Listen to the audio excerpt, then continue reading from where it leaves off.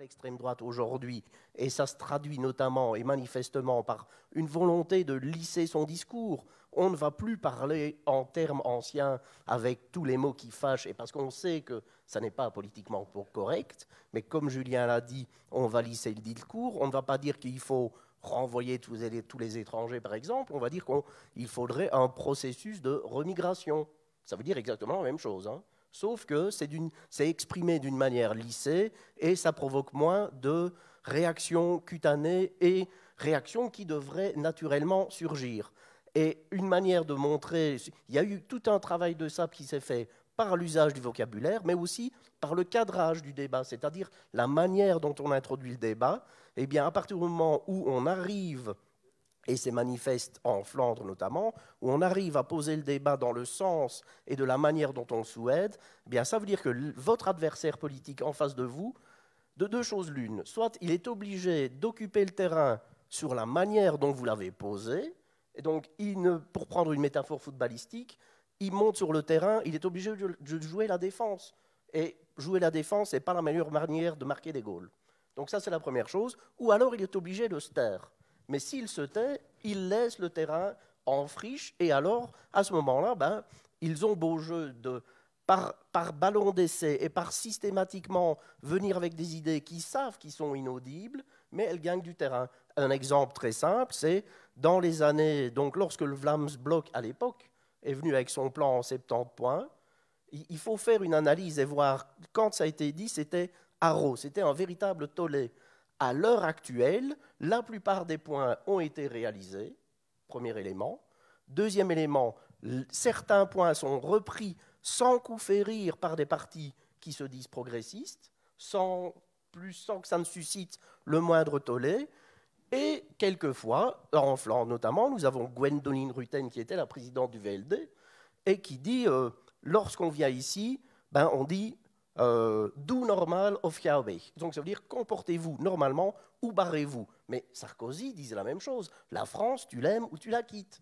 Ce sont des propos qui, par le travail de SAP, par la reconquête de l'hégémonie culturelle et par le fait qu'ils ont réussi à imposer leur cadrage, ce sont des propos qui passent et qui sont naturels et qui ne suscitent plus la moindre réaction.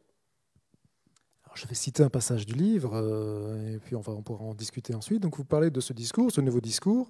Donc, il s'attaque et s'oppose à tout ce que défendent les Lumières radicales, et on parle ici des Lumières avec une majuscule, évidemment. Et cette attaque se fait précisément à un moment où une version affaiblie et édulcorée des Lumières est souvent évoquée par les partis traditionnels.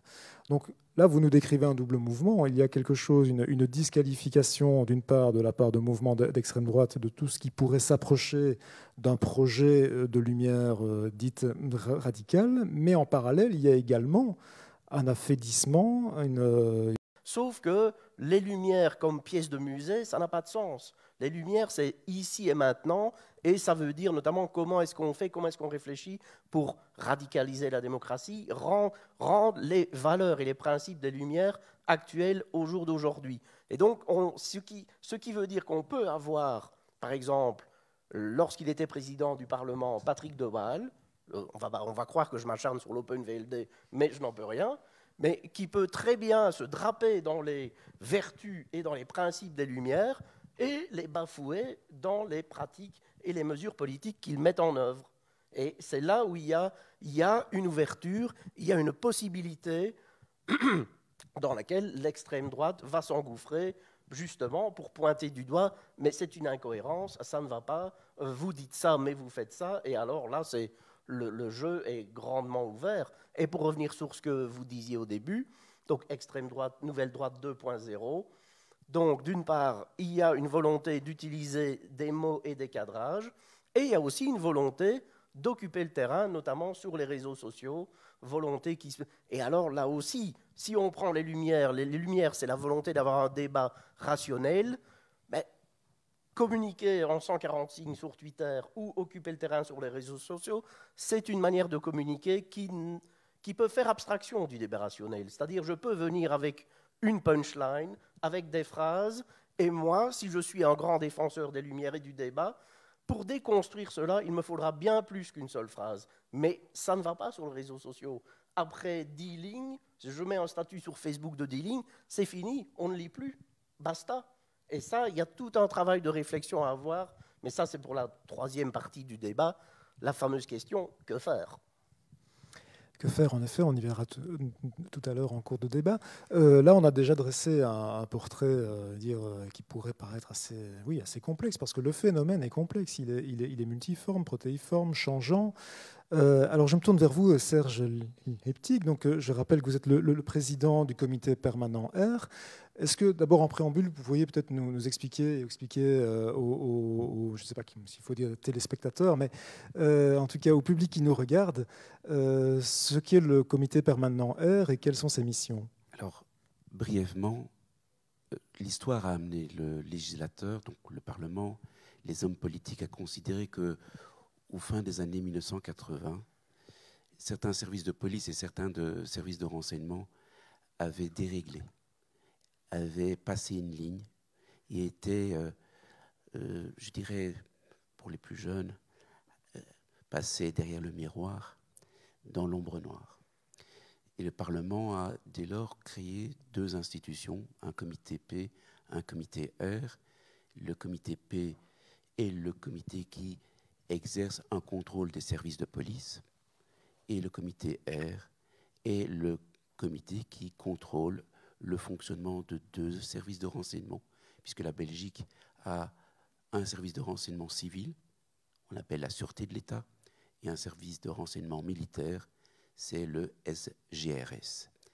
Et l'idée du législateur a été de dire il n'y a pas de structure en interne suffisante, on crée des institutions qui dépendent du Parlement et qui vont être le bras, je dirais, armé pour pouvoir garantir le bon fonctionnement des services.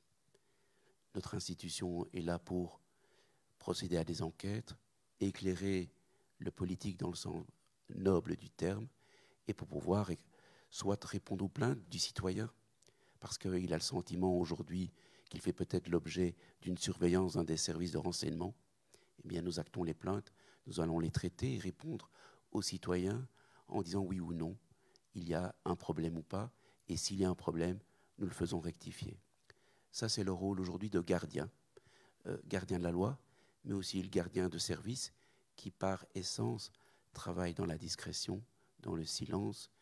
Vous voyez au quotidien des policiers, ils sont en bleu, comme disent les bourgmestres, alors que les services de renseignement ont par essence, ce n'est pas des James Bond, ce sont des tout un chacun qui vont travailler parce qu'ils ont reçu par la loi, c'est le fait qu'ils luttent ou qu'ils doivent dépister des menaces.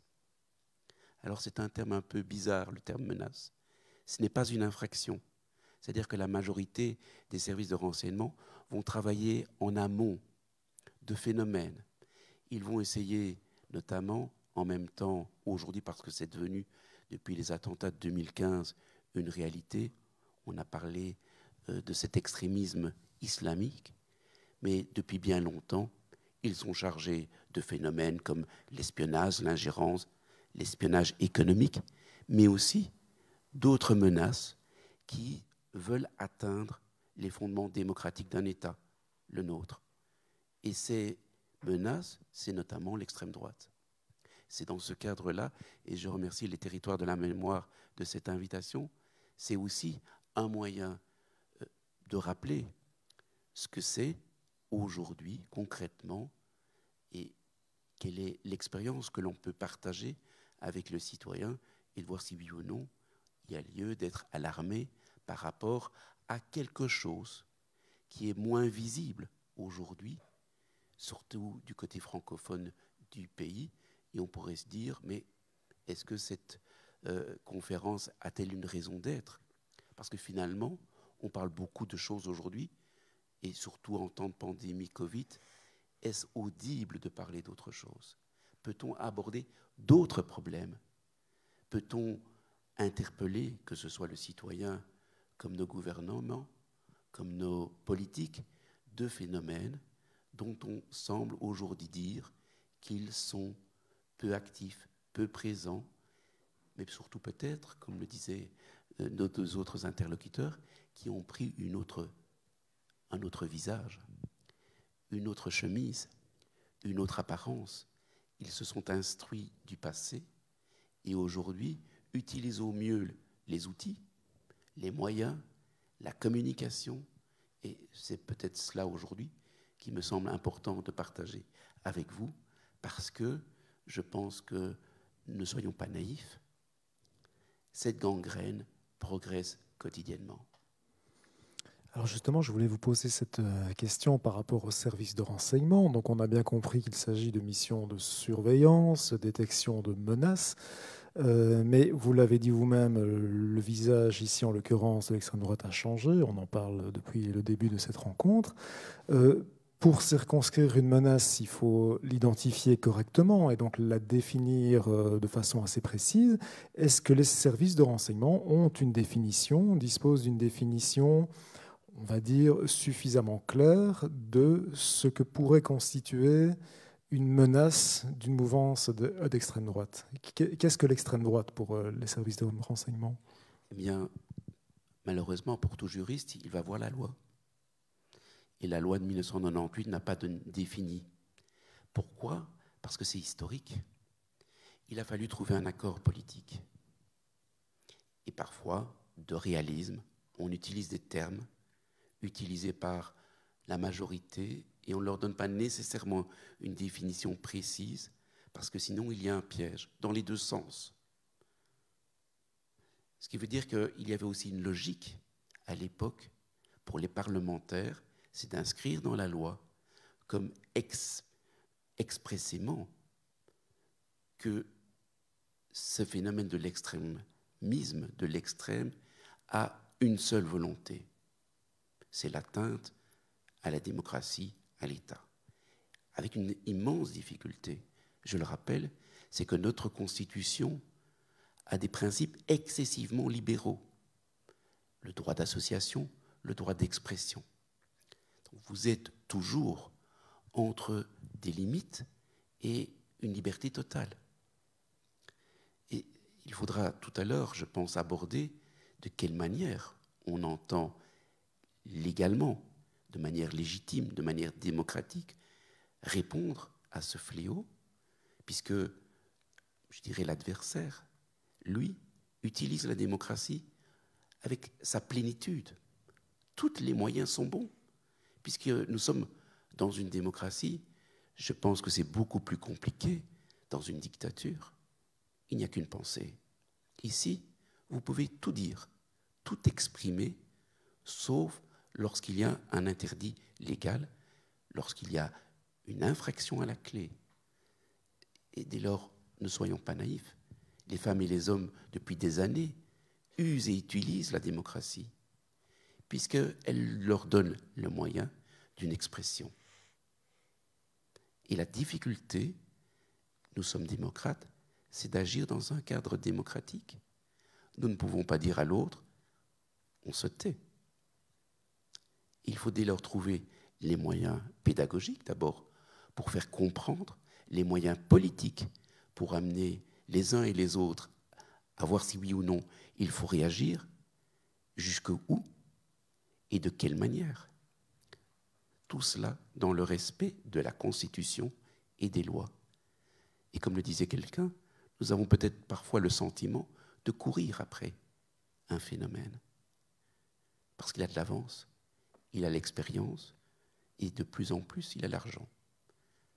Puisque finalement, je le rappellerai aussi, je le dirai à mon psychiatre, nous sommes dans une démocratie et nous donnons des subsides publics, notamment à un parti qui clairement n'entend pas respecter la démocratie ni l'État, puisque dans son fondement, il veut notre fin.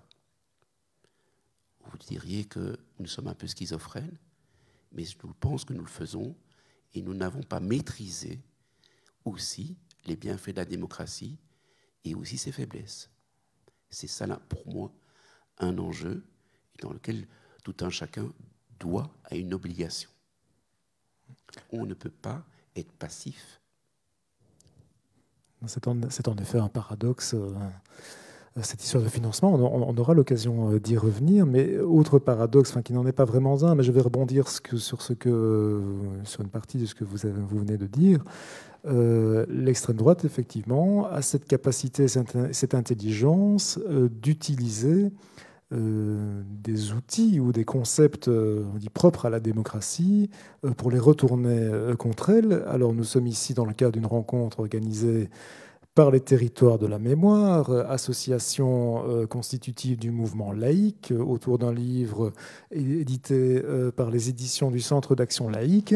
Or, vous le mentionnez également dans le livre, la laïcité, depuis quelques années, se retrouve parfois instrumentalisée, piégée par des mouvements d'extrême droite, mais à des fins, alors,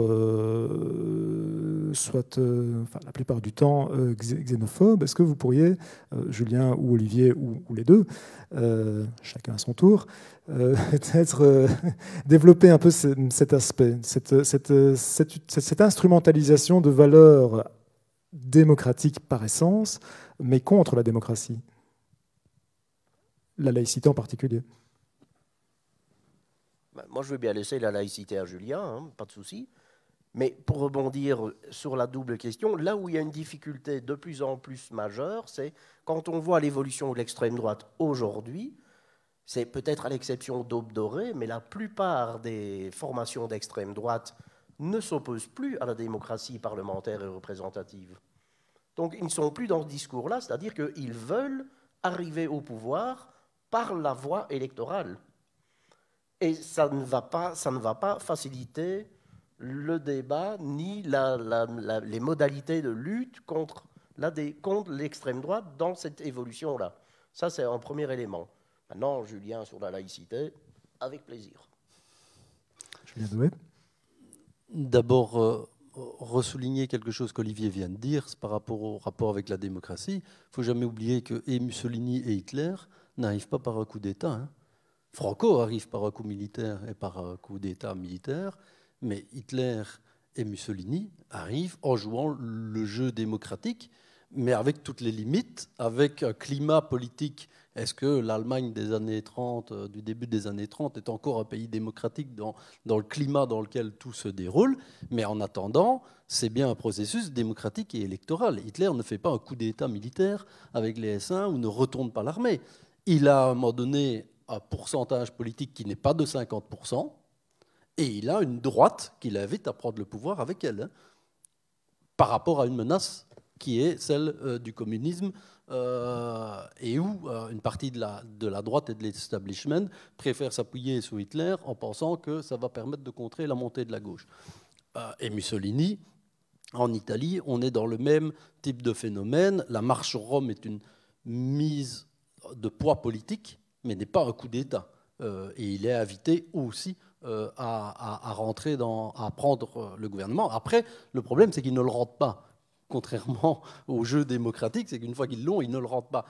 Et là, alors, ils font des formes de coup d'État. Mais à un moment donné, c'est important de rappeler que ce jeu de jouer la démocratie, à nouveau, ça n'est pas récent, ça n'est pas une mutation de l'extrême droite, elle était capable de le faire. On oublie souvent qu'Hitler était capable de se mettre en costume cravate, avec haute forme, en parfait petit bourgeois, pour se faire accepter. Il n'était pas que en uniforme, contrairement à une image qu'on a. Ça, c'est un point. Alors, sur la laïcité, je ne vais pas évacuer le débat. Je pense qu'il y a un dévoiement des concepts de laïcité par l'extrême droite. Et à nouveau, on est dans ce jeu-là. Est-ce qu'on parle vraiment de la même laïcité quand on parle de la laïcité telle que brandie par l'extrême droite, ou de la laïcité qu'en tout cas le Centre d'action laïque en Belgique défend? Je le cite comme ça parce qu'en France, on va avoir des associations dites laïques qui n'ont de laïque que le nom, ou en tout cas dont une laïcité des Lumières que de nom. Pensons à Riposte laïque, par exemple, qui est auparavant de l'extrême droite, point à la ligne, et qui n'a plus rien à voir, à mon sens, avec la laïcité des Lumières.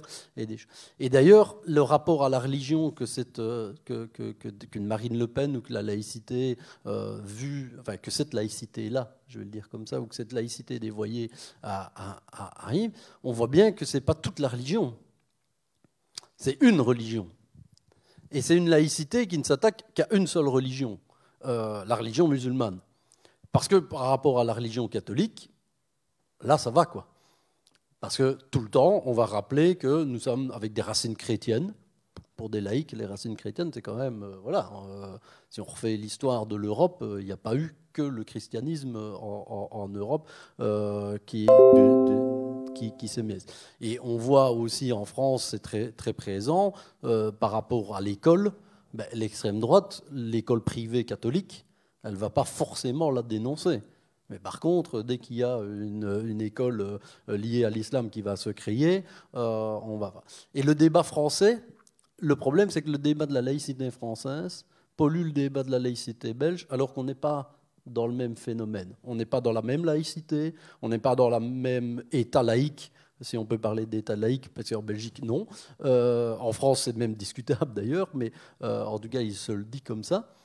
Mais on n'est pas dans le même jeu. La question de l'école officielle, l'école privée n'est pas la même en France qu'en Belgique, par exemple. Mais donc, c'est très important là-dessus. Allez, un dernier exemple. Au nom de la laïcité, vous allez avoir tout le débat sur le halal, etc. Mais on voit bien que derrière, c'est vraiment la question de l'islam et que d'autres phénomènes religieux ne posent pas. Pendant le Covid, ça a été très intéressant en France de voir combien des manifs de traditionalistes catholiques dans la rue par rapport à l'interdiction de faire le culte dans les églises n'a pas posé de problème à l'extrême droite, voire qu'elle l'a appuyé. Par contre, quand, faute de bâtiments, à un moment donné, vous avez quelques musulmans qui se retrouvent dehors et qui vont faire la prière dehors, tout de suite, c'est « regardez, nos rues sont envahies, les prières de rue, etc. » alors qu'il n'y a pas vraiment...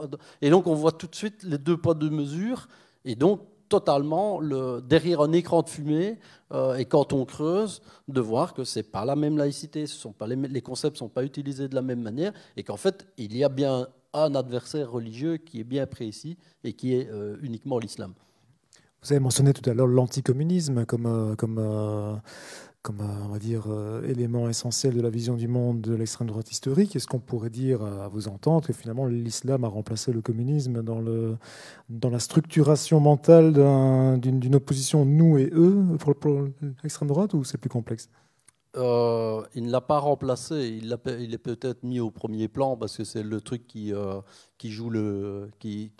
marche le mieux, je vais dire, et que la question de l'immigration est la question qui émotionnellement marche le mieux en termes de punchline, comme disait Olivier et de Claire. Mais quand vous lisez, quand vous êtes attentif au discours de l'extrême droite, l'anticommunisme, alors c'est un anticommunisme au sens large, hein, ce sont les valeurs de la gauche en général, est toujours ultra présent. Et c'est alors, comme l'islam, mais je vais dire même plus que l'islam, c'est via ça le cheval de Troie par rapport à une certaine droite. Ça va être plutôt par rapport à une forme d'anticommunisme ou de gauche. Et on voit bien comment en Belgique aujourd'hui, je vais déjà le faire, au risque de faire dévier déjà le débat. Mais samedi 1er mai, on a fait une action à Liège pour empêcher un meeting d'extrême droite. Et donc, tu l'as mentionné, je suis participant du Front antifasciste sur Liège. Le Front antifasciste et d'autres collectifs ont organisé un concert, meeting qui était destiné à contrer cette présence de l'extrême droite. Et on se retrouve face à des autorités communales qui mettent le fascisme et l'antifascisme sur le même plan. Je pense qu'à partir du moment où antifascisme et fascisme sont mis sur le même plan, le fascisme a déjà une partie gagnée. Comme ça, c'est fait déjà maintenant. Non, mais honnêtement, là, avant de compléter, on en revient à la question du cadrage. Ils ont gagné. Si on en arrive à ce constat-là, c'est qu'ils ont gagné sur le plan du cadrage. Et alors, pour revenir à la question que vous posiez, l'islam, les musulmans, c'est le produit d'appel. Mais là derrière, et si on regarde ce qui se dit en Flandre, les partis d'extrême droite soutiennent mordicus que la VRT, c'est un bastion de gauchistes. Alors que ça n'est pas vrai, évidemment. Mais ça reste... Donc, il y a le produit d'appel. Donc, l'immigration, oui, c'est le terreau sur lequel on va travailler pour opposer... nous, le pauvre flamand qui travaille dur, etc., et puis eux, ils viennent... Enfin, je ne vais pas revenir là-dessus, on entend tous ça. Mais derrière, ça reste toujours le même rouleau compresseur.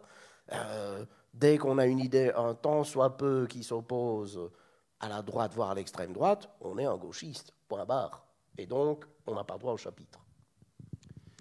Ça, Serge Liptik, peut-être le point de vue des... Moi, j'amènerais, je pense, un ton un peu plus nuancé, dans le sens que je pense qu'il n'y a plus que l'islam, mais il y a beaucoup de thématiques exploitées par l'extrême droite.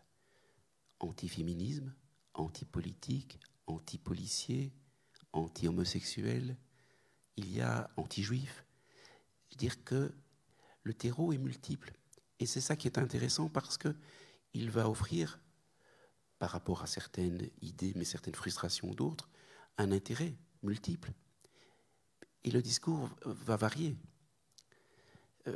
Parce qu'on le disait tout à l'heure, on ne va pas expressément toujours attaquer par les mêmes phénomènes, parce que, essentiellement pour moi, c'est une idée, le blanc, le white blanc, chrétien, et tout ce qui ne l'est pas devient problématique.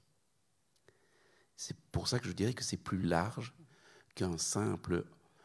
c'est vrai que l'étranger, mais c'est tous les étrangers, qu'ils soient noirs, asiatiques ou autres. Alors le degré va parfois être en fonction de la situation locale, de l'acceptation communautaire, mais il va s'exprimer de manière différente, il va s'adapter à des situations. Mais je pense qu'aujourd'hui, il n'y a plus pas une seule catégorie qui fait l'objet de la répulsion ou du discours.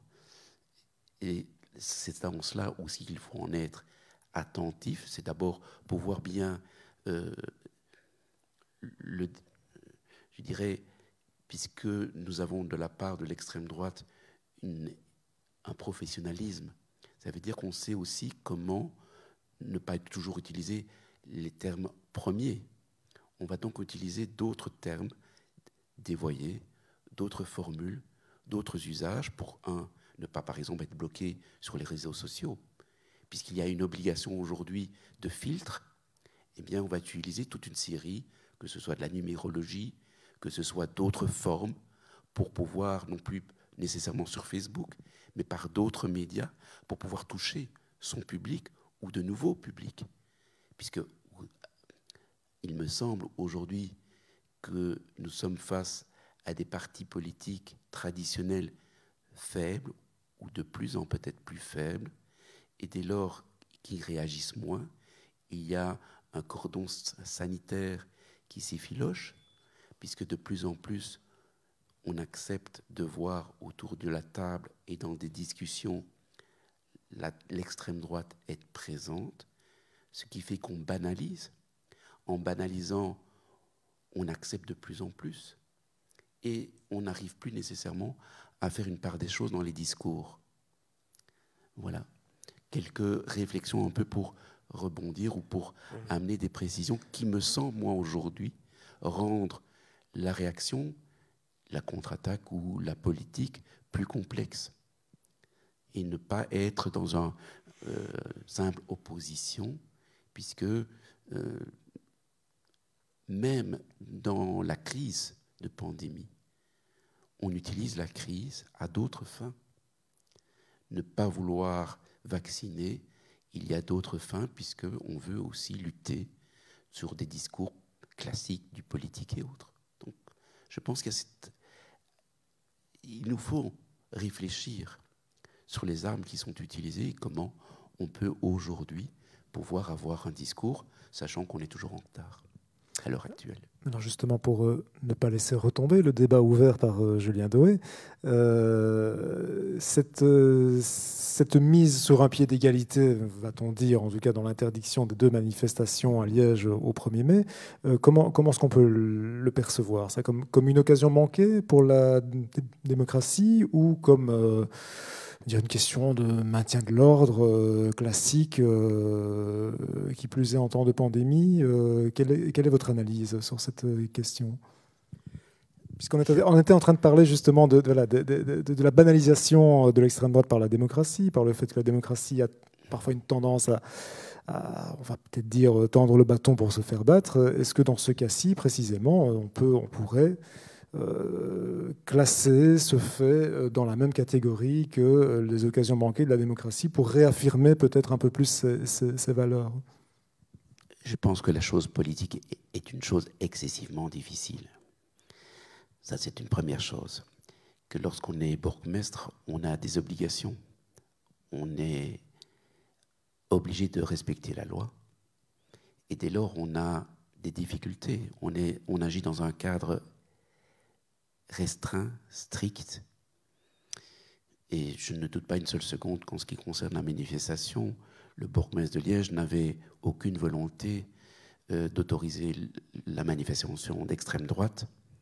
Il avait, me semble-t-il, beaucoup plus de difficultés, c'est d'interdire l'autre. Par conséquent, je pense que c'est plus compliqué que d'opposer l'un à l'autre, parce qu'aujourd'hui, je pense que en situation d'autant plus de Covid, toute manifestation semble être encore plus interdite au vu des conditions sanitaires. Était-ce la bonne réponse, cette contre-manifestation, ou fallait-il faire autre chose? C'est, je pense, non pas à pointer une seule manifestation que nous devrions aujourd'hui, mais c'est essayer de prendre un peu plus d'altitude pour voir de quelle manière on doit contrer les manifestations ou l'expression. Voilà, je serai un peu plus prudent, puisque je crois qu'aucun bourgmestre aujourd'hui n'a à cœur d'empêcher, mais ils doivent répondre et ils doivent aussi respecter la loi et cette liberté. Donc je dirais que je suis un peu plus réservé, mais mes deux interlocuteurs de ce soir ont plus de liberté d'expression que moi, donc je serai prudent. Alors on va peut-être élargir la question, le débat, parce que nous sommes en direct sur Facebook, donc nous recevons des questions aussi par Internet. Une question ici de Jean-Christophe You. La bête a pris aujourd'hui, dit-il, le visage de la dictature sanitaire et de ses multiples déclinaisons, passeport vaccinal, couvre-feu, règles sanitaires en tout genre, etc. Voilà, on va peut-être mettre cette question-là sur le même niveau que la précédente. Qu'est-ce que vous en pensez? Est-ce qu'on peut aussi inclure, on va dire, élargir la question qui nous préoccupe ici à cette question? Olivier? Moi, je n'irai pas aussi loin dans le débat, mais il faut quand même reconnaître qu'il y a un effet d'aubaine évident. Ça, la crise sanitaire n'aide pas à l'expression de la moindre contestation sur l'espace public. Ça, c'est la première chose. La deuxième chose, et pour rebondir sur fallait-il, oui ou non, mettre sur un pied d'égalité 1er mai, je rappelle qu'en temps non confiné, à Gilly, un bourgmestre est intervenu de manière vigoureuse, radicale, et pour une fois, je pèse mes mots, par rapport à des antifascistes qui voulaient empêcher une réunion. Et alors, pour revenir, pourquoi est-ce qu'il faut à tout prix s'opposer? Parce que quand on fait une comparaison entre la Belgique francophone et la Belgique néerlandophone, en Belgique francophone, nous avons encore ce luxe de pouvoir en être à ce stade où on peut s'opposer frontalement et physiquement à toute velléité de constitution de partis d'extrême droite. Et donc, moi je dis ça, je suis certes moins nuancé que mon interlocuteur à ma gauche, mais à un moment, quand on voit les occasions manquées qu'on a constatées en Flandre, et je pense que beaucoup de camarades antifascistes flamands s'en mordent les doigts aujourd'hui, je pense qu'on n'en est pas à ce stade de tergiverser. Voilà, je suis un peu plus boum. Julien Doué. Je pense qu'une des dimensions, c'est qu'on est sur plusieurs plans. Je peux comprendre, il y a le plan effectivement de la légalité pure, et puis il y a les plans de la militance et de la question politique. Et ce sont comme il y a le stade de l'éducation, etc. Et donc on n'est pas forcément sur le même plan ici dans les intervenants. Et effectivement, il y a des respects de la légalité, mais à nouveau, jusque quand la légalité ne peut pas être contesté, et jusque quand est-ce qu'à un moment donné, pour lutter contre l'extrême droite, on ne doit pas, alors de manière militante, de manière éventuellement désobéissante, s'opposer pour empêcher, parce qu'effectivement les armes légales du jeu politique et du jeu de la représentation, et on l'a bien dit combien la définition en 98 était due à un rapport de force, puisque la loi n'est jamais que la transcription à un moment donné d'un rapport de force dans la société, et elle évolue avec les rapports de force dans la société, et donc ça joue. Alors, simplement pour ne pas évacuer quand même toute la question, je pense qu'il y a des questions de démocratie qui doivent être posées, et par des gens qui veulent lutter contre l'extrême droite et qui se disent antifascistes, il y a des questions à poser à la gestion de la pandémie depuis un an. Et d'ailleurs, des associations comme la Ligue des droits humains ont posé ce type de questions, ont mis en question la légalité des choses, et on sait qu'il y a un débat aujourd'hui sur la loi d'interdiction et sur toute la légalité, puisque à nouveau samedi, à un moment donné, quand j'étais en discussion avec les policiers, c'était assez intéressant, puisqu'ils me disaient je fais respecter la loi, et je lui disais oui, sauf que peut-être que la loi aujourd'hui n'est pas forcément pour l'interdiction des manifestations, puisqu'il y a un petit problème et qu'on ne sait pas exactement comment ça va se transcrire, et qu'il y a toute une série de débats juridiques aujourd'hui sur la légalité des mesures prises ou pas. Donc il y a cet aspect-là qui doit être joué. Mais quand on pose ces questions de légalité de la loi, quand on pose la question du contrôle des bénéfices des vaccins, etc., il y a ces questions qui peuvent être posées. Ça ne veut pas dire pour autant qu'on doit reprendre tous les arguments de l'extrême droite et qu'on doit basculer sur certaines choses. Et à un moment donné, je pense que dans la pandémie, un des problèmes, c'est qu'à un moment donné, pour moi, les ennemis de mes ennemis ne sont pas forcément mes amis. Et je peux avoir un même adversaire ou un même questionnement et ne pas le résoudre de la même manière, ne pas aller dans la même direction. Un bel exemple a été, pour sortir du débat Covid qui est trop proche et qui est peut-être, mais prendre une autre focale, le débat sur le traité européen en France. Où à un moment donné, on s'est retrouvé effectivement contre le traité européen, une grosse mobilisation, où des mouvements comme Attac, comme la gauche française étaient contre, et aussi l'extrême droite, contre le même traité. Ça ne voulait pas dire qu'ils étaient alliés, ça ne voulait pas dire qu'ils avaient la même analyse du traité, la même analyse des conséquences du traité, qu'ils ne voulaient pas, face au traité, le même projet de société. Mais effectivement, à un moment donné, il y avait une convergence sur une opposition qui était mise. Et là, je pense, il faut rester très attentif par rapport à ça. Et on voit bien combien on est piégé des fois dans certains débats par une extrême droite qui s'infile, qui vient comme ça, soi-disant avec un vernis, et où si on n'est pas attentif, si on ne décode pas, on pourrait se penser, tiens, on est alliés, ou tiens, on tient le même discours. Mais derrière, il y a souvent une différence, et notamment sur le projet de société qu'on voudrait mettre à la place. Et là, je pense que c'est important, en termes de vigilance démocratique, de ne pas se tromper, d'allier à un moment donné dans certains combats. Et je pense qu'aujourd'hui, il y a un vrai problème à ce niveau-là dans la société, sur toute une série de débats. Alors à propos de débat, justement, je vais reprendre encore une question Internet, qui, je pense, va en susciter encore plus. C'est Dan Gomez qui nous demande si peut-on avoir un avis sur le choix de François Gemenne, qu'on connaît bien, de débattre avec Théo Franken lors d'émissions régulières sur LN24. Est-ce concluant ou pas? Donc là, on pose encore la question du débat. Alors, il y aura déjà débat de savoir s'il faut considérer Théo Franken comme une personnalité d'extrême droite ou dure ou de droite décomplexée, bref. Mais est-il concluant, selon vous, d'accepter le débat, la contradiction, de vouloir tenter de contrer des personnages sur, on l'imagine, des thématiques sur lesquelles ils sont quand même fort à l'aise? Olivier, peut-être? C'est extrêmement compliqué. La question se pose indépendamment du fait de savoir si Théo Franken, patati patata. Hein. Est-ce que, quand on connaît les codes des débats tels qu'ils se tel qu'il se déroule dans les médias dominants, est-ce qu'il est opportun d'y aller? Moi, je ne sais pas. C'est une question stratégique. Et avec tout le respect que j'ai pour François Gemène, je trouve qu'il est brillant et rien à dire.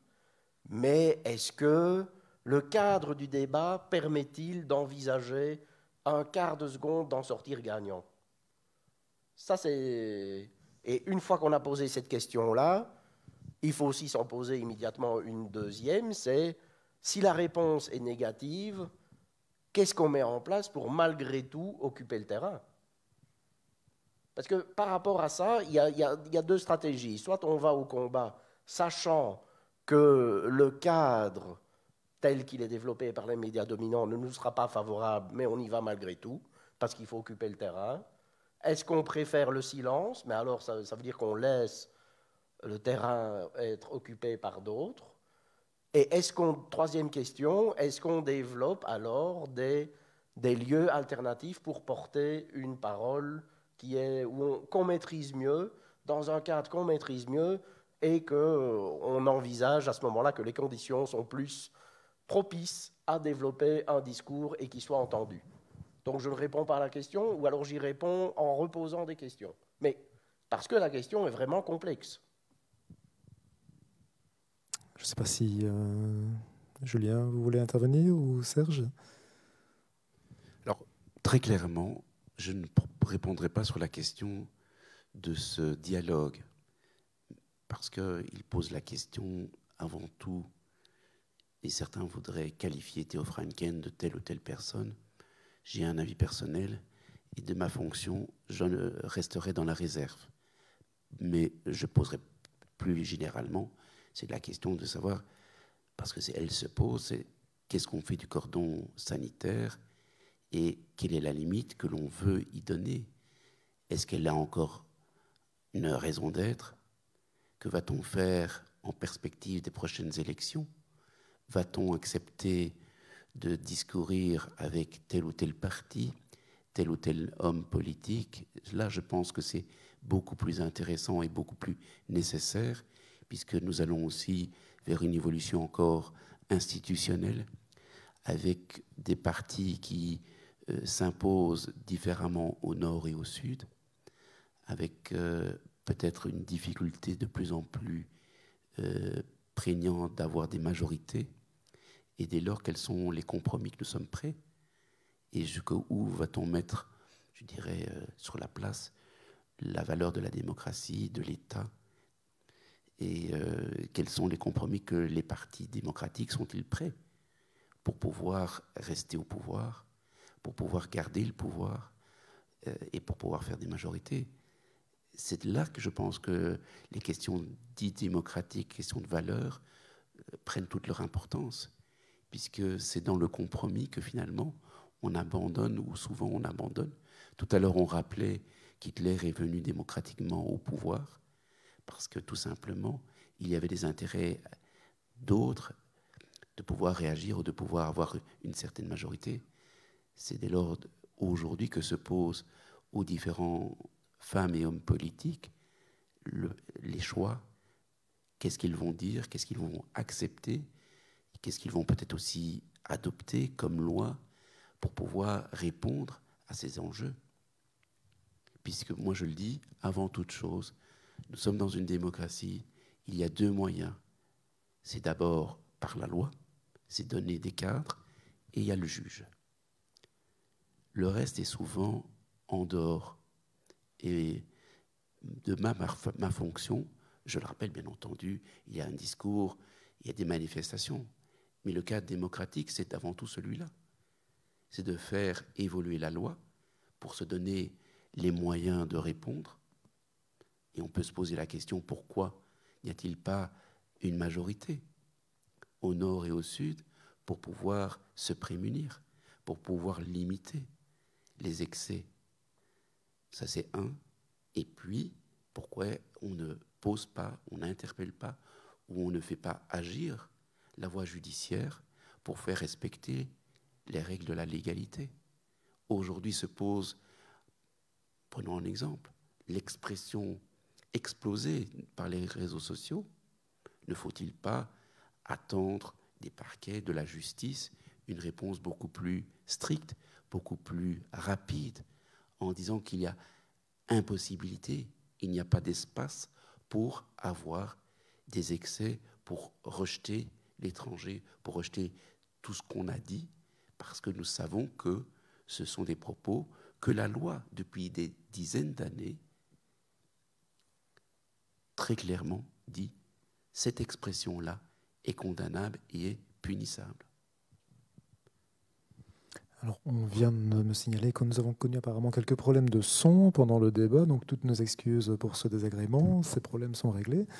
Je voudrais revenir sur la question nord-sud, justement, parce qu'on ne peut pas ne pas éviter cette question qu'on a déjà plus ou moins abordée en creux, la différence absolument étonnante de situation politique relative à l'extrême droite entre le nord du pays et le sud du pays en Belgique, où Serge Liptik y faisait allusion il y a quelques minutes.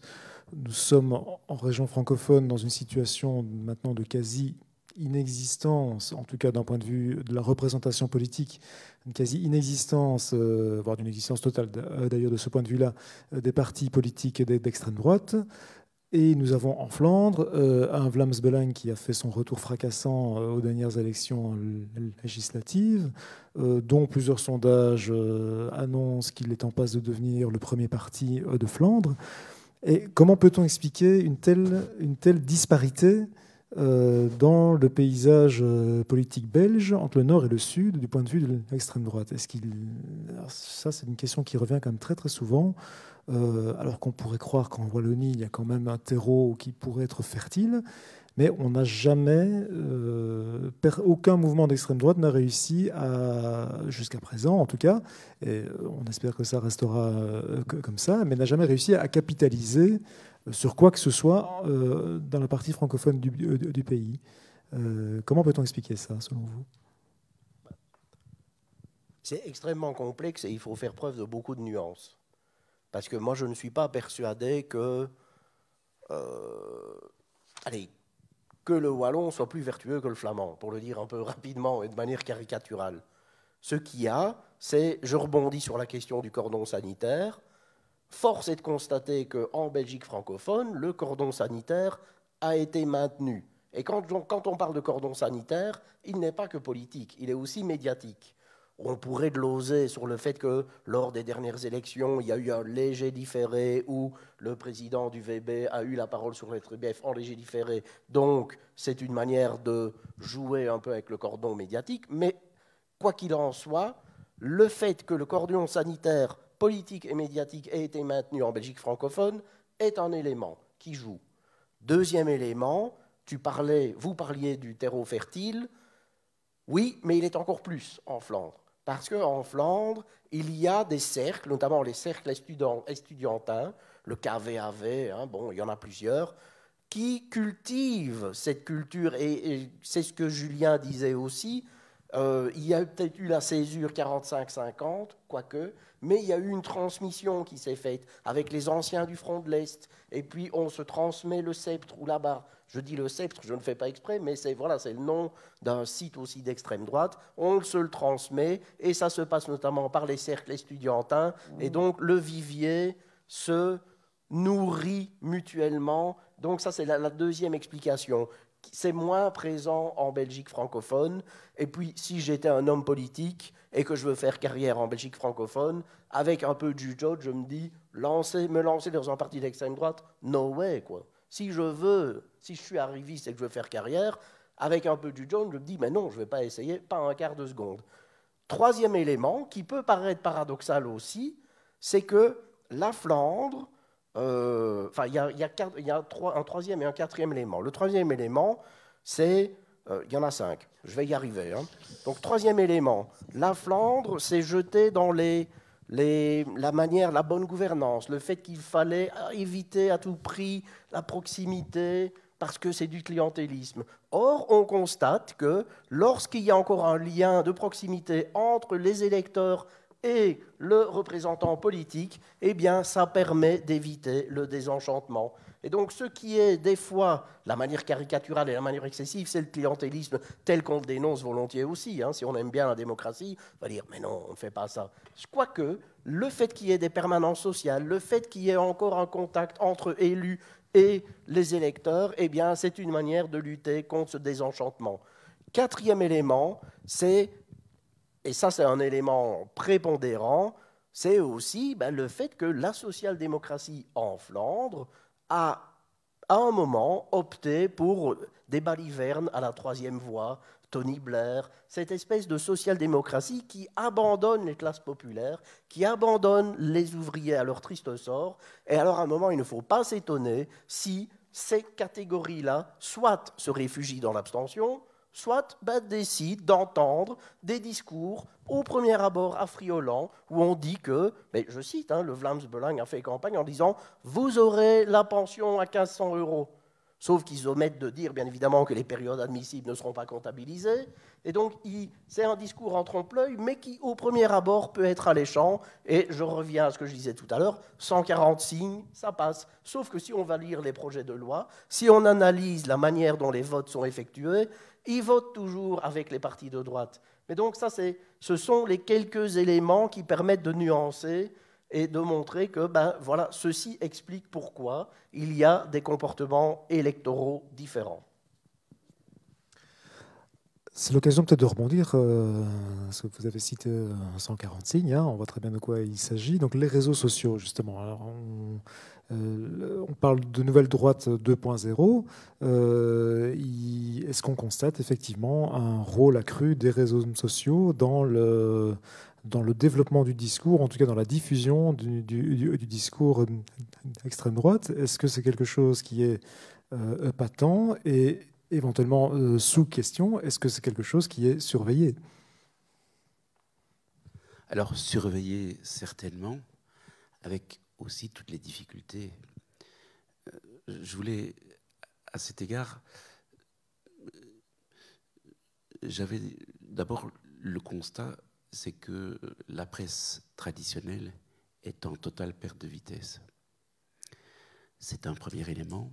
Un deuxième élément aussi, c'est que le discours politique apparaît étant un discours d'une certaine classe, et on voit que toute une série de personnes vont se réfugier ailleurs. Un manque de confiance dans nos institutions, et les gens à se retourner vers les médias sociaux et y trouver, je dirais, tous les discours, sans pouvoir faire nécessairement une sélection. Et par rapport à un sentiment d'être abandonné par la société, un certain nombre de citoyens, d'hommes et de femmes, les plus jeunes en plus, on constate qu'il y a une attractivité des plus jeunes vis-à-vis, en Flandre, de l'extrême droite, parce qu'ils se sentent être entendus, ou ont l'impression d'être entendus par un discours très séducteur qui utilise la technique, qui utilise beaucoup d'argent pour avoir un discours qui est très lisse. Et on voit, alors qu'on aurait pu croire que, par exemple, que les enfants d'immigrés se retrouvent historiquement plus vers la gauche, on voit qu'ils vont voter en Flandre plus vers l'extrême droite, parce qu'ils se sentent totalement abandonnés. Et là, je pense qu'il faut réfléchir sur ce développement, et où la parole est excessivement libre. On peut tout y trouver, vous n'avez pas de limite, c'est jour et nuit, et peut-être aussi parce que nous n'avons pas pu nous adapter. Et aujourd'hui, peut-être que le politique tente, avec quelques dizaines de mots, d'essayer de rattraper quelque chose à un certain public. Voilà, moi, ce constat, c'est effectivement les services de renseignement collationnent, vont sur les réseaux sociaux, tentent de pouvoir, et on liste aujourd'hui des gens qui sont ce qu'on appelle des prédicateurs de haine. Ça veut dire des gens qui poussent et qui refusent, comme je l'ai dit, les étrangers, les femmes, les hommes, etc. Donc qui ont cette vision d'extrémisme, de fascisme, certainement. On les voit aussi bien en Flandre, dans une moindre mesure en Wallonie, mais ils sont présents aussi à Bruxelles, certainement, et de plus en plus, il y a un certain nombre qui veulent voir un passage à l'acte. Donc potentiellement, des individus violents, ils ne vont plus aujourd'hui se réunir nécessairement en Belgique. On voit que de plus en plus, il y a une sorte d'international. Des gens qui vont faire leur formation de type militariste dans les pays de l'Est, où ils sont accueillis, ils sont formés et prêts avec l'utilisation des armes, avec des gens qui ont bien souvent, qui sont au chômage, peu de moyens, et qui se retrouvent ou qui pensent avoir là-bas une reconnaissance. Et dès lors, c'est cela. Et si effectivement on n'a pas aujourd'hui de parti politique du côté francophone, ça n'empêche pas de voir, et les services de renseignement relèvent dans leur rapport au quotidien ce développement, qui n'est pas uniquement de type francophone contre des néerlandophones, mais très nationaliste, avec les mêmes, je dirais, les mêmes objectifs, parfois des expressions différentes, parce qu'ils ne vont pas s'unir. Et comme on le disait tout à l'heure, nos ennemis ne sont pas nécessairement nos amis. Mais le terreau est le même. L'expression est parfois différente. Et c'est dans cela, certainement, aujourd'hui, que nous avons aussi à réfléchir de quelle manière on peut trouver une solution sur l'explosion des réseaux sociaux. Croire qu'on va interdire, c'est naïf. Parce que dès qu'on termine, on ferme quelque chose, ben, il s'exporte ailleurs, dans un deuxième, dans un troisième, avec d'autres langages, d'autres moyens techniques, d'autres appels. C'est un enjeu considérable. Merci. J'ouvre une parenthèse pour dire que nous recevons pas mal de questions par Internet. On va essayer d'en prendre le plus possible. Mais Julien Doé, je vous cède la parole pour réagir. Du coup, très rapidement, moi je pense qu'un des éléments, c'est qu'il y a effectivement la question des réseaux sociaux, et les autres intervenants l'ont déjà évoqué. Un des enjeux, c'est que, hormis le loup solitaire, comme on l'appelle, c'est que les réseaux sociaux ne te font pas un noyau militant prêt à être actif sur le terrain. Et là, alors, on est dans l'enjeu de la question de manière militante. On revient sur la place publique, les manifestations, les locaux, etc. Et donc là, il y a deux enjeux. Il y a effectivement la lutte sur les réseaux sociaux, sur Internet, avec toutes les limites. Et puis, il y a l'enjeu d'empêcher cette mobilisation et cette militance de se transformer en une militance physique dans la rue, prête à venir. Et là, il y a physiquement alors des choses qui peuvent être faites. L'autre élément que je voulais apporter à ce moment-ci du débat, c'est qu'on dit souvent effectivement les classes populaires se tourneraient vers l'extrême droite, le Front National serait le premier parti de la classe ouvrière, etc. Non, non, non. Et Olivier l'a déjà glissé. Le premier parti dans les classes populaires, c'est le parti du prafisme, qu'on l'appelle. C'est les plus rien à foutre, c'est ceux qui sont sortis du jeu. Ça ne les intéresse plus, que ce soit de droite, de gauche, d'extrême droite, ça ne les intéresse plus, ils sont ailleurs. Et c'est eux. Alors forcément, en pourcentage, si vous sortez ça, vous allez avoir. Et je serais d'ailleurs curieux, puisqu'on parlait des effets de politique, je serais curieux de voir l'effet de la mesure en Flandre qu'ils ont prise autour de l'obligation du droit de vote. Je ne sais pas si tout le monde a suivi qu'en Flandre, au communal, si j'ai bien suivi, ils n'auront plus l'obligation du droit de vote a été enlevée. On rappellera quand même que c'est une conquête ouvrière, hein. C'est le mouvement ouvrier qui a exigé l'obligation du droit de vote, justement par rapport à ces questions-là, notamment par rapport à ces questions-là. Donc là, je serais très curieux de voir s'il va y avoir un effet ou pas. Je pense qu'il va y avoir un effet, que c'est le centre qui va perdre en termes d'électeurs, mais je peux me tromper, on analysera ça les prochaines fois. Et pour terminer là-dessus sur les ouvriers, je pense que ça pose aussi la question du socio-économique. Et donc, à un moment donné, si on parle d'extrême droite, doit parler socio-économique. Olivier l'a dit sur le travail dans les quartiers, etc. Et on doit revenir là-dessus. Quand est-ce que l'extrême droite monte partout? Quand les inégalités sociales se creusent.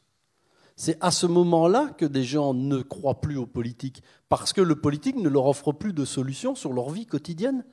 Et c'est bien pour ça que l'extrême droite, à un moment donné, reprogresse avec un discours de haine, d'exclusion par rapport, et par rapport à toute l'altérité, hein. Effectivement, pas que l'altérité religieuse ou de couleur de peau, mais par rapport à toutes les altérités par rapport à un groupe homogène. Mais c'est quand il y a un partage du gâteau qui ne se fait plus, ou qui se fait de plus en plus de manière de plus en plus inégalitaire. Et donc, lutter contre l'extrême droite efficacement, c'est lutter pour plus de justice sociale, c'est lutter pour une meilleure répartition des richesses. Et penser qu'on va pouvoir résoudre la question de l'extrême droite uniquement par des questions légales, uniquement par des questions de cordon sanitaire, sans s'attaquer à un moment donné aux inégalités sociales, aux inégalités de richesses, c'est c'est se tromper complètement, et c'est se préparer à des désillusions qui vont être dures, parce que c'est ça. Et dans cet ordre-là, ce n'est pas par une dérive sécuritaire qu'on va résoudre le problème. Ou alors, de quelle sécurité est-ce qu'on parle? Ce n'est pas en surarmant la police ou les renseignements, désolé, mais ce n'est pas en surarmant ou en suralimentant. Il faut peut-être remettre un peu de financement, je ne connais pas les montants, mais ce n'est pas là-dessus. Pour moi, c'est en réinvestissant sur la sécurité sociale. C'est en réinvestissant dans les hôpitaux, c'est en réinvestissant sur le travail associatif. Aujourd'hui, le socioculturel, il va être dans quel état l'année prochaine? Qui va encore s'occuper de tous les quartiers populaires? Qui va encore s'occuper, faire de l'animation culturelle, de l'animation de rue, de l'animation démocratique avec les moyens qu'on a? Et c'est là que vous avez le potentiel explosif alors dans les mois et les années qui viennent, si on ne fait pas marche arrière par rapport à ce détricotage-là. Vous citez d'ailleurs George Orwell dans le livre, Orwell, grand penseur de la gauche, ça s'il en est, qui écrivait « Quand l'extrême droite progresse chez les gens ordinaires, c'est d'abord sur elle-même que la gauche devrait s'interroger. » Donc oui, effectivement, je crois que ça résume assez bien ce que vous venez de dire, et on laissera à l'appréciation de chacun cette phrase. Je vais peut-être poser l'une ou l'autre question Internet, en tout cas deux qui sont à peu près liées. Christian Skoisman nous dit « La bête a-t-elle muté en habit de canon ?» Le fameux mouvement américain dont on parle, désormais paraît-il présent en Europe. Et Sandrine Pincer, elle, pose la question, y a-t-il une implication de puissances étrangères au sein de l'extrême droite belge et française? Et si oui, comment lutter contre? Voilà, alors on sait que on se souvient de la tournée notamment de Stephen Bannon en Europe pour essayer de fédérer un mouvement populiste européen. Donc je ne pense pas que cette initiative ait rencontré finalement un grand succès. Cela dit, est-ce que on peut envisager qu'il y ait des influences extérieures par rapport à l'extrême droite locale ici en Belgique ou en France? Peut-on parler d'une internationale de l'extrême droite, par exemple? Est-ce qu'il y a des liens aussi, par exemple, au niveau européen, voire au niveau mondial transatlantique, entre différents mouvements? Est-ce que ça existe ou est-ce que ça a existé? Julien Douai, peut-être? Les deux. Ça a toujours existé. Ils ont toujours eu des liens internationaux. Alors, au sein de l'extrême droite, c'est toujours comique, puisque à un moment donné, inventer absolument le nationalisme et que c'est toi le plus fort, ça coince toujours à un moment donné ou l'autre. Mais fondamentalement, il y a des liens internationaux. Il y en a toujours eu. À nouveau, dans toutes les périodes de l'histoire, les réunions à Malmö, c'est dès les années 50 que l'international noir, comme on l'appelait à l'époque, se réunissaient. Et donc, oui, il y a des porosités. On sait bien que le débat en Belgique francophone est fort influencé par la France, mais même la Flandre. Jean-Marie Le Pen était un grand... était bien connu, et on voit les mouvements. Après, sur les liens internationaux, moi je ne suis pas dans les renseignements, donc on les voit passer d'une autre manière. On sait quand même, on a eu quand même des articles de presse sur le fait que c'est assez drôle d'ailleurs de voir combien le Front National, le Rassemblement National, n'est pas forcément financé par les Français, quoi. Alors justement, peut-être Olivier, Mais, et puis je poserai la question. Vous évoquez la question d'une internationale, mais c'est une chose qu'on voit sur les réseaux sociaux. C'est-à-dire qu'on voit qu'il y a des outils, les fameux mèmes qui circulent, bien, ils sont conçus pour être utilisés de manière internationale. C'est-à-dire la fameuse figure du croisé qui va s'opposer aux musulmans, on peut aisément remplacer Trump par Theo Franken. Et donc il y a des outils qui sont communs et ça participe à cette nouvelle droite qui s'est organisée de manière internationale et qui partage les outils. Alors on a évoqué le financement, on l'avait déjà évoqué tout à l'heure, qui pose question. Mais alors justement, une potentielle implication de puissances étrangères, est-ce que c'est une hypothèse qui pourrait faire l'objet d'une surveillance ou du moins d'un traitement de la part des services de renseignement ici en Belgique? Mais je pense qu'aussi il faut revenir en principe de l'égalité. Le financement étant lui-même n'est pas interdit. Donc on revient toujours... Alors, moi, je mettrais un petit bémol par rapport à ce qui a été dit. Je n'oppose pas santé à sécurité. Je pense que le citoyen a besoin des deux. Et c'est là que peut-être le bas blesse, c'est d'attendre de l'État qu'il réinvestisse et qu'il garantisse et qu'il donne le plus de réponses aux citoyens, tant en matière de santé, de justice sociale et de sécurité. L'un ne va pas sans l'autre. Et je pense que ce serait à tort de les opposer. Le citoyen a besoin de tout cela, puisqu'il a besoin d'être heureux dans un pays. Et s'il est heureux, en principe, il n'ira pas vers les extrêmes. Ils ne sont pas nécessaires. Donc, l'État, je préfère avoir une note, je dirais, d'idéalisme, parce qu'il en faut. Et puis pour les autres structures, il y a effectivement... et le grand débat a été ouvert pour le financement, notamment des cultes ou de certains cultes. C'est la question qui se pose et est très délicate et ne se répond pas oui et non, puisque les cultes traditionnels sont financés depuis bien longtemps par d'autres pays. Voilà, donc il ne faut pas non plus stigmatiser les uns et les autres sans cadre, sans raison. Donc je pense qu'il faut... souvent, et le débat le démontre, pouvoir nous resituer pour ne pas arriver non plus à une réponse blanc-noir qui n'a pas de raison d'être. Je dirais, tout à l'heure, on a parlé aussi de ces amalgames entre pandémie et limitation de liberté. Et limitation de liberté ne veut pas nécessairement dire extrême droite. Et les prises de décision, même dans la loi pandémie, on ne peut pas arriver à restreindre ou arriver, ça c'est un danger. C'est un danger toujours d'abord de rejeter l'État. Et rejeter l'État, c'est de favoriser des extrêmes et de penser que nécessairement il y a dans le chef de nos gouvernements une volonté complotiste ou autre et de limiter le droit des citoyens. Il faut une certaine prudence et peut-être parfois de certains de nos politiques on oublie cette prudence pour arriver par ces tweets ou autres à des réponses très rapides sans un développement de situation, d'explication que nous n'avons peut-être plus la possibilité d'entendre, mais qui sont indispensables. Olivier Starky, vous vouliez réagir? C'était pour rebondir un peu de manière taquine sur cette opposition un peu stérile entre sécurité et santé. Moi, je serais enclin à dire que chaque citoyen a droit à une sécurité d'existence. Et donc, ça permet d'englober le tout, premièrement.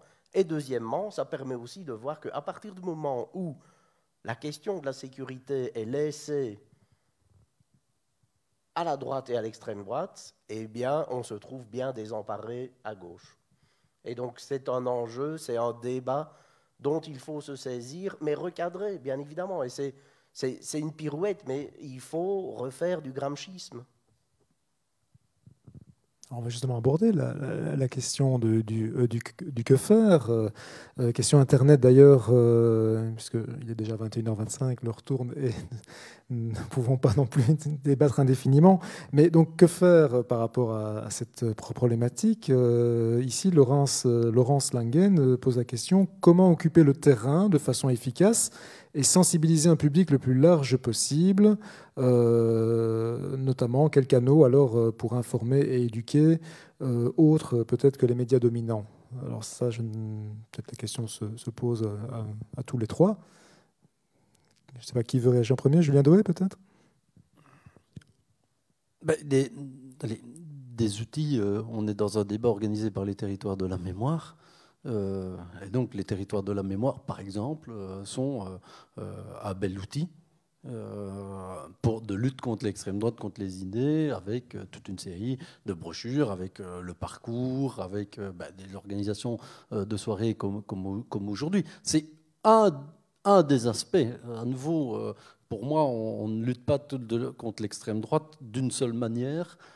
Puisqu'on l'a souligné, je pense, à plusieurs reprises ce soir, elle est protéiforme, et donc la lutte contre l'extrême droite se fait de plusieurs façons et sur plusieurs plans en même temps, qui se renforcent l'un l'autre et pas qui s'excluent. Et donc, il n'y a pas une méthode, il n'y a pas un truc. Mais donc, les territoires et d'autres associatifs, on a déjà souligné, je pense, le tissu associatif a beaucoup de jeux. Et peut-être à l'inverse de ce que j'ai cru faire comprendre à un moment donné, quand je faisais appel à l'État, et de mémoire fait un numéro sur la commune, dans son dernier trimestriel est consacré à la commune. Je pense aussi que lutter contre l'extrême droite et réfléchir à comment on lutte contre l'extrême droite nécessite aussi de repenser notre manière aussi de gérer la société dans son ensemble. Et donc, oui, démocratie, légalité, mais... de quelle démocratie est-ce qu'on parle d'une démocratie qui peut se refaire et par rapport à l'extrême droite, justement, ce travail de quartier, ce travail de lien, ce travail qui se fait sur le terrain me semble beaucoup plus pertinent et moi je suis beaucoup plus sur ces pistes-là que sur une piste qui irait vers une forme d'interdiction. Et voilà, je pense que là l'histoire nous montre que l'interdiction ne marche pas parce qu'on ne sait pas interdire des idées. Et qu'on ne sait pas interdire le fait que des gens pensent fondamentalement dans au plus profond d'eux-mêmes que le rejet des autres, qu'une société homogène, qu'être entre soi, que rejeter que l'inégalité naturelle, le darwinisme social, etc. C'est vraiment comme ça que ça doit se faire. La question, c'est comment est-ce qu'on les isole du corps comment est-ce qu'on les isole, comment est-ce qu'on les maintient à niveau. Mais interdire complètement ce type de pensée de se diffuser, ça, je ne pense pas qu'on peut y arriver. Donc le travail, c'est justement de montrer combien elles sont absurdes et de ne pas donner des possibilités. Et donc, je suis plus, moi, sur un travail de type militant que sur un travail de type légal. Oui. Merci Julien. Olivier ? Pour compléter, donc travail associatif, éducation populaire et travail politique, parce que je cite volontiers 2 contre-exemples assez rapides. Comment est-ce qu'on fait par rapport à ces classes qui se sentent abandonnées, comment est-ce qu'on fait pour les réenchanter, pour revenir avec un projet ? Eh bien, on développe ce projet et on radicalise la démocratie. En effet, 2 contre-exemples rapides. Le Labour Party en Grande-Bretagne, sous Jeremy Corbyn, c'est un parti qui revenait de très loin, Tony Blair, on ne va pas faire de détails, et c'est un parti qui, avec un travail de terrain, eh bien, est redevenu le premier parti social-démocrate en termes de nombre. Il a été rechercher les jeunes et comment est-ce qu'ils ont fait ? Ils sont revenus non aux fondamentaux, ils sont revenus en allant clairement contre le fameux TINA, there is no alternative, en disant si, on peut faire ça, on peut faire ça, on peut faire ça. Bon, l'histoire a montré, on pourrait être de mauvaise foi et dire oui, mais ils n'ont jamais gagné les élections. Bon, il s'en est fallu de peu une fois, et puis après le Brexit et des accusations d'antisémitisme ont un peu noyé le poisson, mais qu'à cela ne tienne, c'était la voie à suivre, premier élément. Deuxième contre-exemple, lorsqu'un parti social-démocrate redevient socialiste au sens premier du terme, je parle du Portugal ici, et donc qui décide d'aller contre le carcan budgétaire européen et de faire une alliance un peu hétéroclite, qu'on appelle même le bidule en portugais, donc avec un soutien extérieur de partis de gauche et des partis verts, eh bien, il arrive à réenchanter la population, à redonner des droits aux travailleurs, et ça marche. Donc, il y a aussi un travail politique à faire, et par rapport à 2024, échéance électorale s'il en est, c'est un véritable enjeu les partis politiques seront-ils à même de lutter contre le désenchantement, le désarroi et le ressentiment? C'est un vrai enjeu politique et il serait heureux et salutaire de s'en rendre compte. Merci. Alors, Serge Lipstick, le mot de la fin, comment Alors, sensibiliser? Moi, je voudrais deux choses. Le 30 avril dernier, le Comité pour l'élimination de la discrimination raciale près des Nations Unies, c'est quand même pas n'importe qui, c'est un groupe d'experts, vient de réitérer sa précédente recommandation à la Belgique, c'est de modifier sa législation afin de déclarer illégale et interdire les organisations qui incitent à la discrimination raciale. Il lui recommande également d'envisager d'inclure dans sa législation une disposition qui permet d'interdire les partis liberticides. Ce que je dis ne s'oppose pas à tout ce qui vient d'être dit. Je pense qu'il y a une obligation d'agir à toute une série de niveaux. Je pense que les territoires de la mémoire, avec le CAL et bien d'autres associations, ont aujourd'hui quelque chose comme une sorte d'obligation morale d'intervenir, de réfléchir, de travailler, d'œuvrer à différents niveaux pour rencontrer toutes ces préoccupations dont nous avons parlé ce soir. Il n'y a pas qu'une réponse. Ce serait trop simple. On le saurait depuis bien longtemps. Merci beaucoup. Voilà, ce sera donc le mot de la fin. Il est 21h30, 32 même. Merci à toutes et tous de nous avoir suivis, comme on dit à la télévision. Dans ce format qui était parfaitement nouveau pour nous, c'est la première fois. Nous sommes très heureux d'avoir pu organiser cette rencontre sous ce format-là. Qui s'est très très bien déroulé. Un grand merci aux intervenants, Julien Doé, Olivier Starky et Serge Lipstick. Merci à vous. Je rappelle le titre de l'ouvrage qui nous rassemblait ce soir, donc La bête a-t-elle mué? Les nouveaux visages de l'extrême droite, paru aux éditions du Centre d'action laïque. Merci à toutes, merci à tous et bonne soirée. Au revoir.